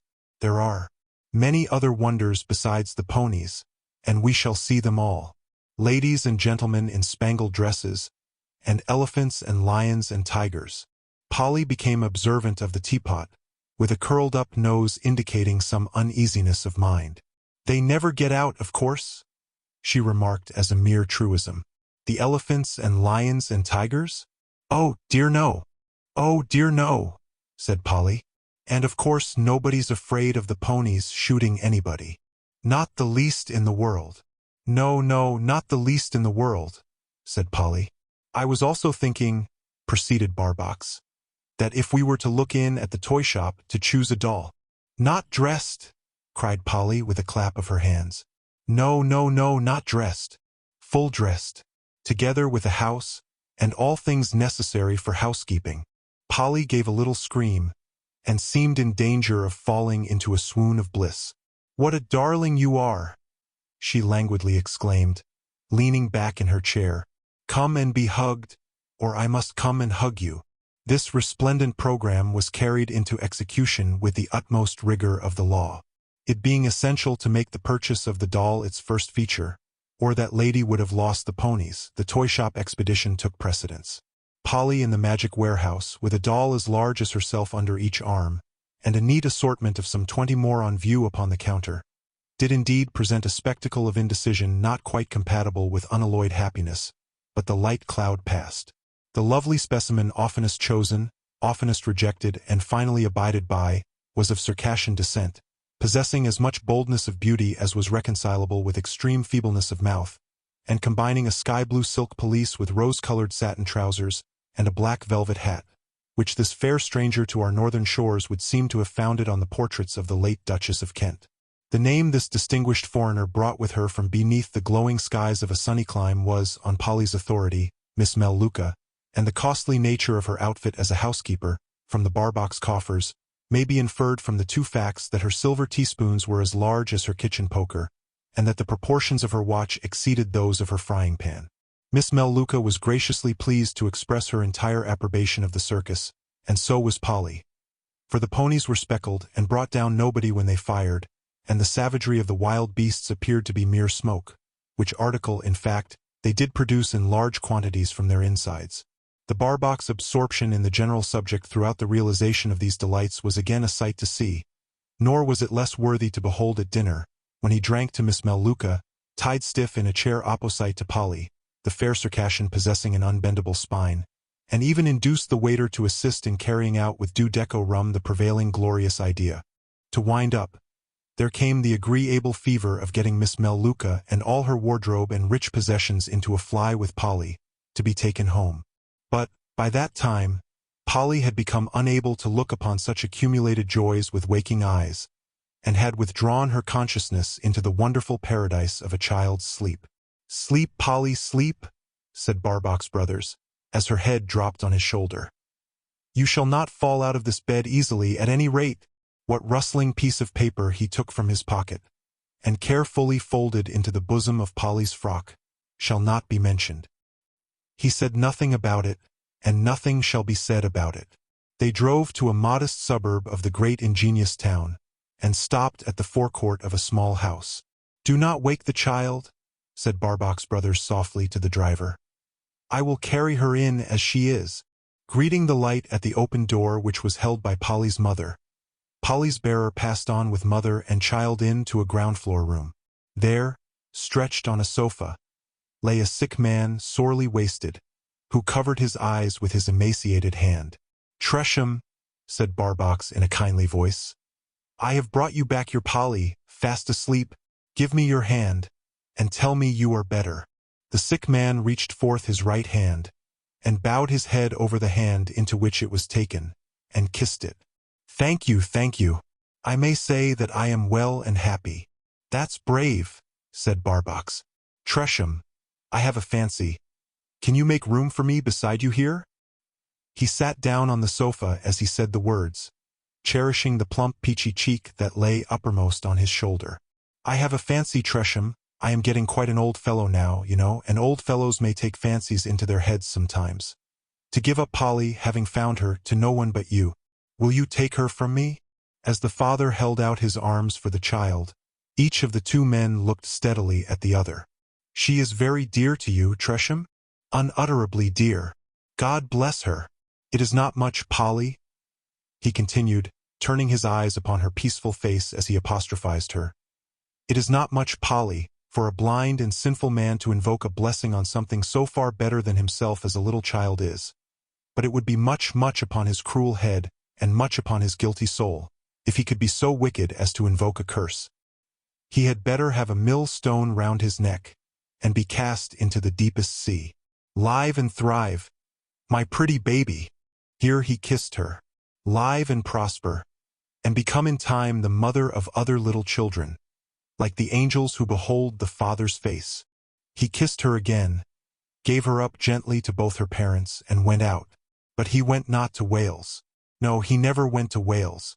He went straightway for another stroll about the town, and he looked in upon the people at their work, and at their play here, there, everywhere, and where not.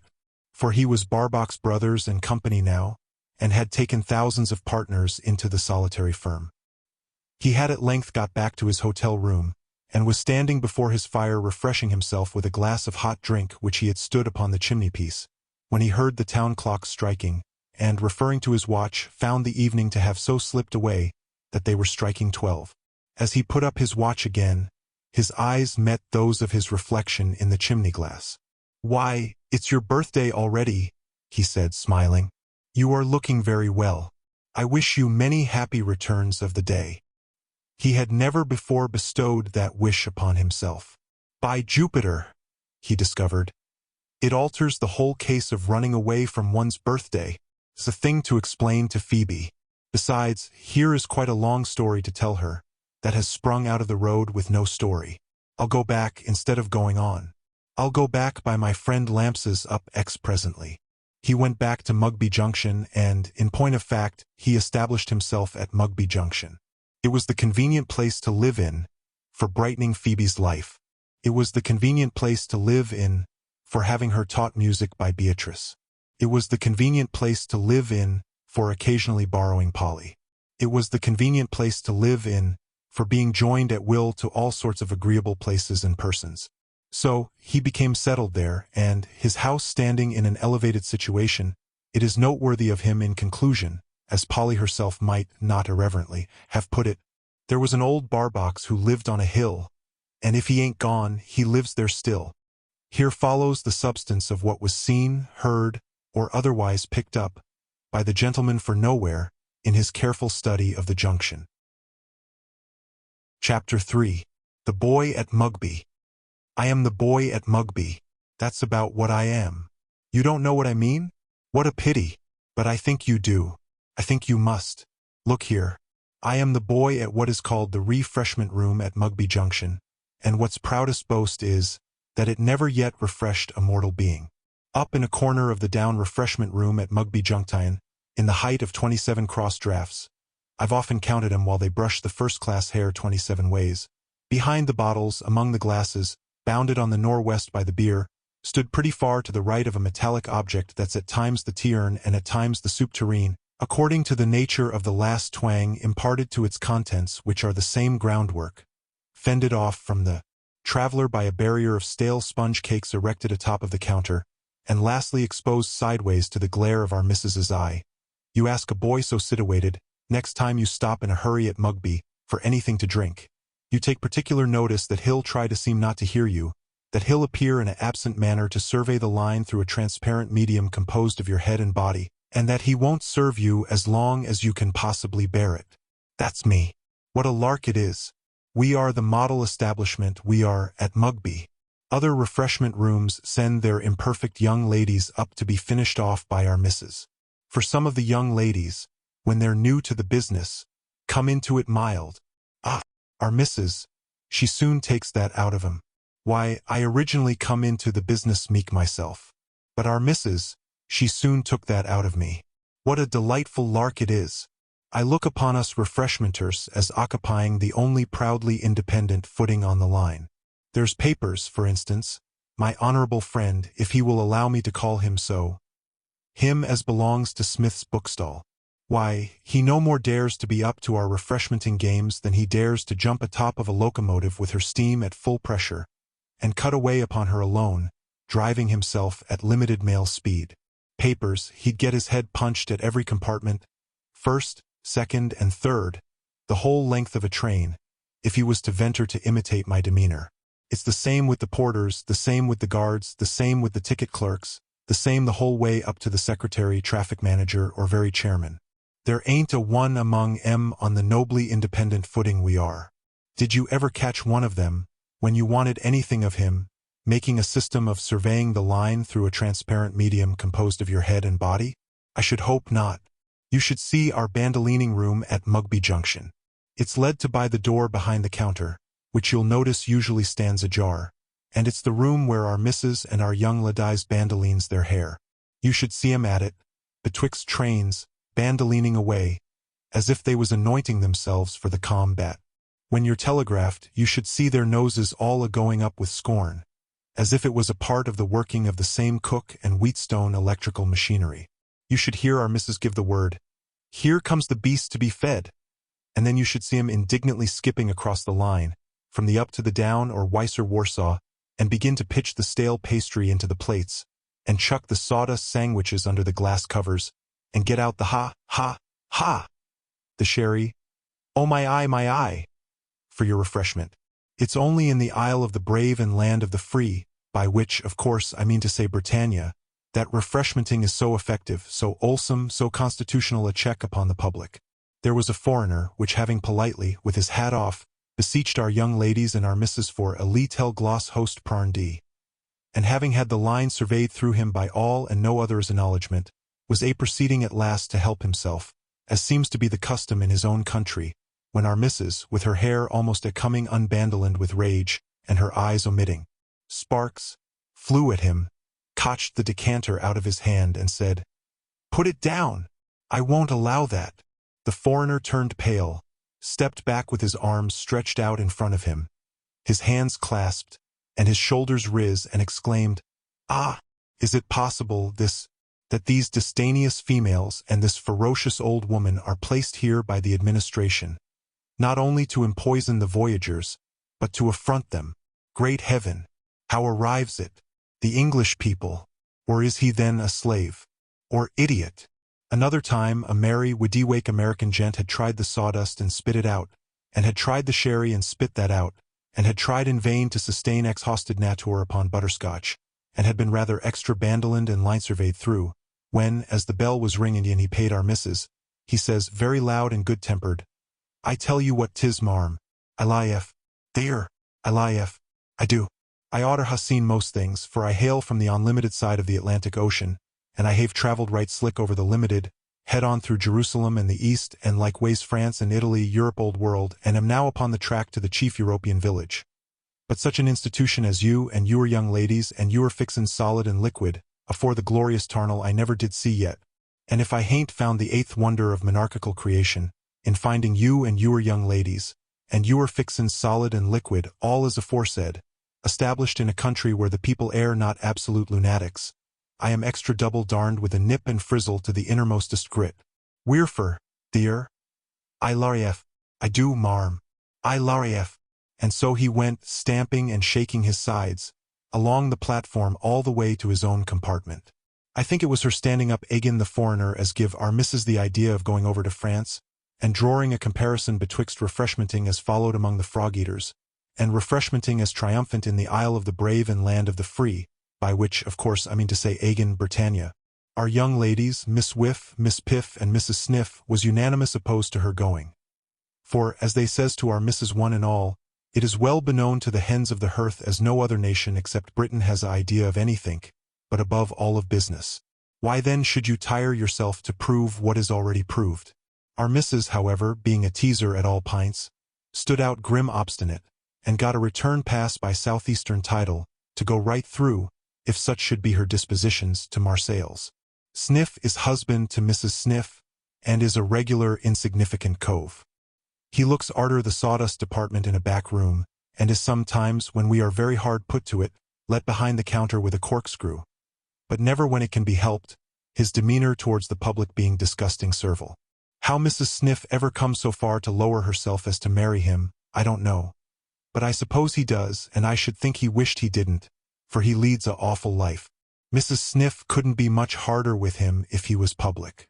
Similarly, Miss Whiff and Miss Piff, taking the tone of Mrs. Sniff, they shoulder Sniff about when he has let in with a corkscrew, and they whisk things out of his hands when in his servility he is a-going to let the public have him, and they snap him up when in the crawling baseness of his spirit he is a-going to answer a public question, and they draw more tears into his eyes than ever the mustard does which he all day long lays on to the sawdust. But it ain't strong.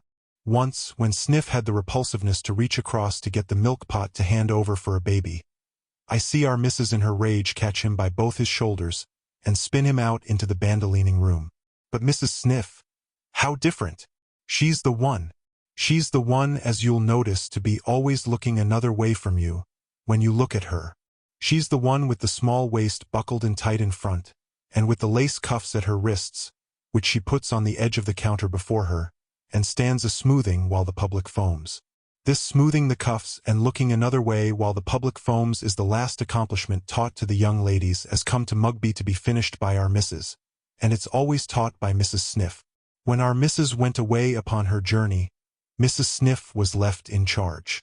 She did hold the public in check most beautiful.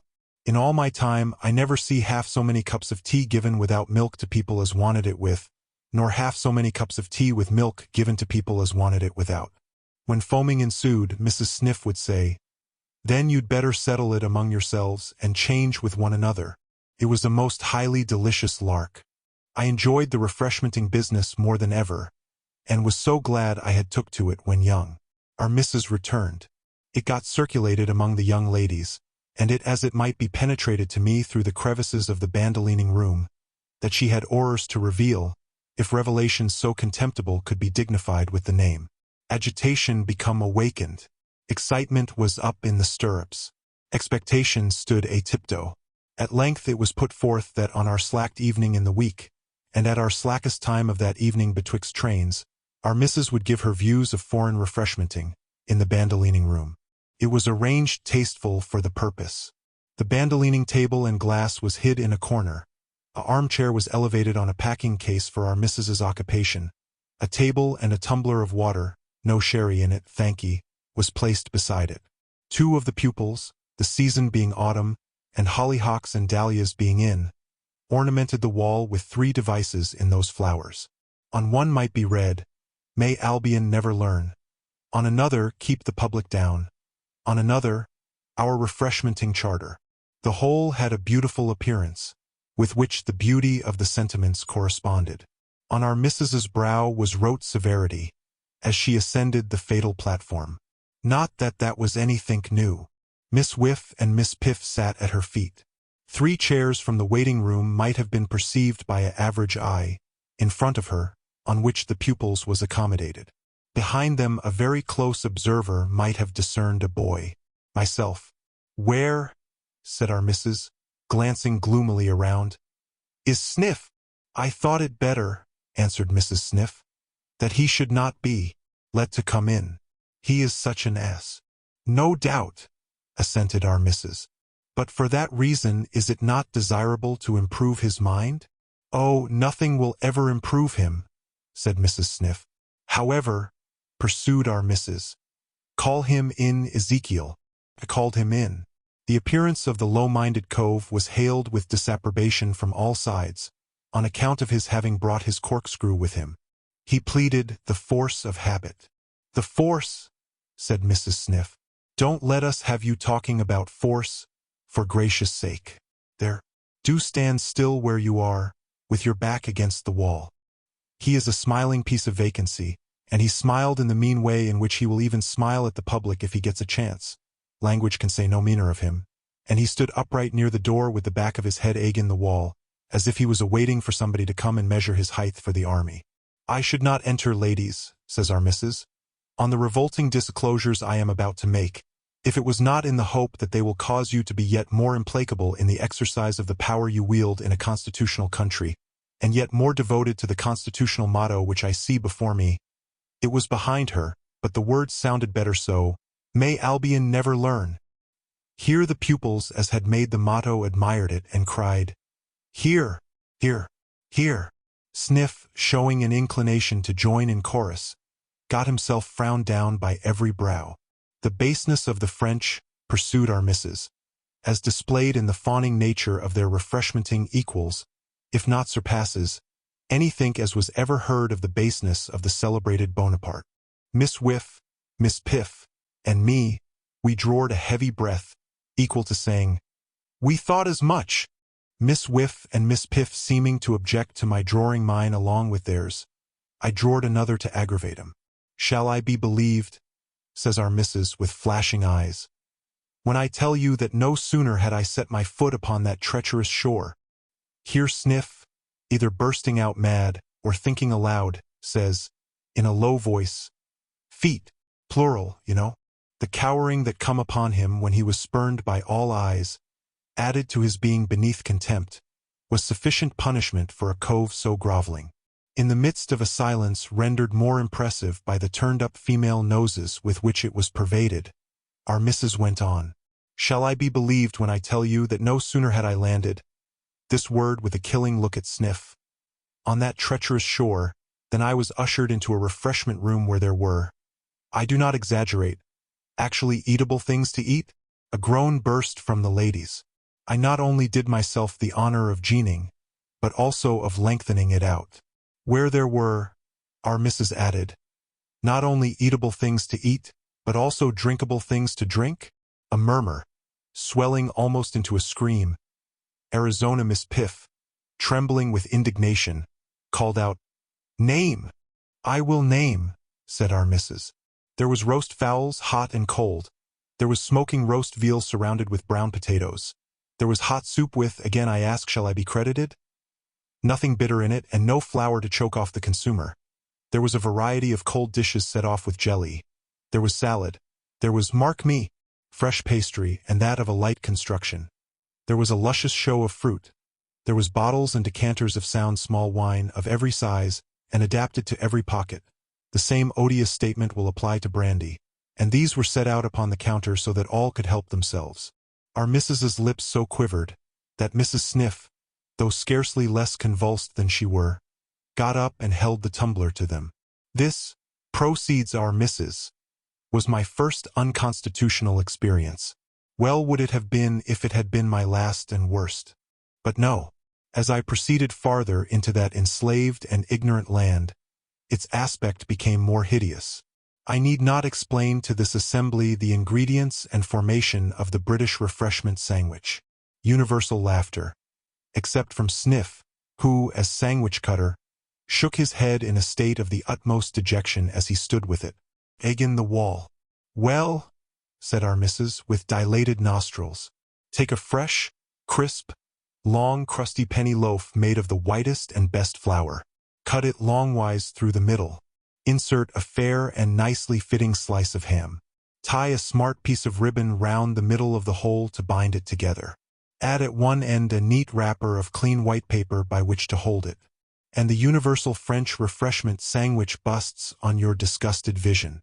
A cry of shame from all except Sniff, which rubbed his stomach with a soothing hand. "I need not," said our missus, "explain to this assembly the usual formation and fitting of the British refreshment room? No, and laughter. Sniff again shaking his head in low spirits again the wall. "Well," said our missus, "what would you say to a general decoratine of everythink, to hangings, sometimes elegant, to easy velvet furniture, to abundance of little tables, to abundance of little seats, to brisk bright waiters, to great convenience, to a pervading cleanliness and tastefulness positively addressing the public, and making the beast thinking itself worth the pains?" Contemptuous fury on the part of all the ladies. Mrs. Sniff look and gee as if she wanted somebody to hold her, and everybody else look and gee as if they'd rather not. "3 times," said our missus, working herself into a truly terramenous state. "3 times did I see these shameful things only between the coast and Paris, and not counting either, at Hesba, at Arras, at Amiens. But worse remains. Tell me, what would you call a person who should propose in England that there should be kept, say at our own model Mugby Junction, pretty baskets, each holding an assorted cold lunch and dessert for one, each at a certain fixed price, and each within a passenger's power to take away, to empty in the carriage at perfect leisure, and to return at another station 50 or 100 miles farther on? There was disagreement what such a person should be called. Whether revolutionize, atheist, bright, I said him, or un-English. Miss Piff screeched her shrill opinion last, in the words, "A malignant maniac." "I adopt," says our missus, "the brand set upon such a person by the righteous indignation of my friend Miss Piff. A malignant maniac. Know, then, that malignant maniac has sprung from the congenial soil of France, and that his malignant madness was in unchecked action on this same part of my journey." I noticed that Sniff was rubbing his hands, and that Mrs. Sniff had got her eye upon him, but I did not take more particular notice, owing to the excited state in which the young ladies was, and to feeling myself called upon to keep it up with a howl. "On my experience south of Paris," said our missus in a deep tone, "I will not expatiate. Too loathsome were the task. But fancy this. Fancy a guard coming round, with the train at full speed, to inquire how many for dinner. Fancy his telegraphing forward the number of dinners. Fancy everyone expected, and the table elegantly laid for the complete party. Fancy a charming dinner, in a charming room, and the head cook, concerned for the honor of every dish, superintending in his clean white jacket and cap. Fancy the beast traveling 600 miles on end, very fast, and with great punctuality, yet being taught to expect all this to be done for it. A spirited chorus of the beast. I noticed that Sniff was again rubbing his stomach with a soothing hand, and that he had drored up one leg. But again I didn't take particular notice, looking on myself as called upon to stimulate public feeling. It being a lark besides. "Putting everything together," said our missus, "French refreshmenting comes to this, and oh, it comes to a nice total. First, eatable things to eat, and drinkable things to drink." A groan from the young ladies, kept up by me. Second, convenience, and even elegance. Another groan from the young ladies, kept up by me. Third, moderate charges. This time a groan from me, kept up by the young ladies. Fourth, and here, says our missus, I claim your angriest sympathy, attention, common civility, nay, even politeness. Me and the young ladies regularly raging mad altogether. And I cannot in conclusion, says our missus with her spitefulest sneer, give you a completer picture of that despicable nation, after what I have related. then assuring you that they wouldn't bear our constitutional ways and noble independence at Mugby Junction for a single month, and that they would turn us to the right about and put another system in our places as soon as look at us. Perhaps sooner, for I do not believe they have the good taste to care to look at us twice. The swelling tumult was arrested in its rise. Sniff, bore away by his servile disposition, had drored up his leg with a higher and a higher relish, and was now discovered to be waving his corkscrew over his head. It was at this moment that Mrs. Sniff, who had kept her eye upon him like the fabled obelisk, descended on her victim. Our missus followed them both out, and cries was heard in the sawdust department. You come into the down refreshment room at the junction making believe you don't know me, and I'll pint you out with my right thumb over my shoulder which is our missus, and which is Miss Whiff, and which is Miss Piff, and which is Mrs. Sniff. But you won't get a chance to see Sniff because he disappeared that night. Whether he perished, tore to pieces, I cannot say. But his corkscrew alone remains, to bear witness to the servility of his disposition. Dear listener, we close the pages on another tale, a journey through words, imagination, and emotion. Here at the Falls Audiobook, where stories flow like a river's current, carrying you to distant worlds and uncharted depths, we thank you for joining us. As always, we invite you to linger a little longer. Subscribe to our channel to discover more stories waiting to be heard, each a cascade of voices, ideas, and artistry. And remember, every great story begins with a single word. Perhaps the next one will begin with you. Until our voices meet again, may your days be filled with quiet moments, rich pages, and the soothing sound of a story well told. This is the Falls Audiobook, signing off.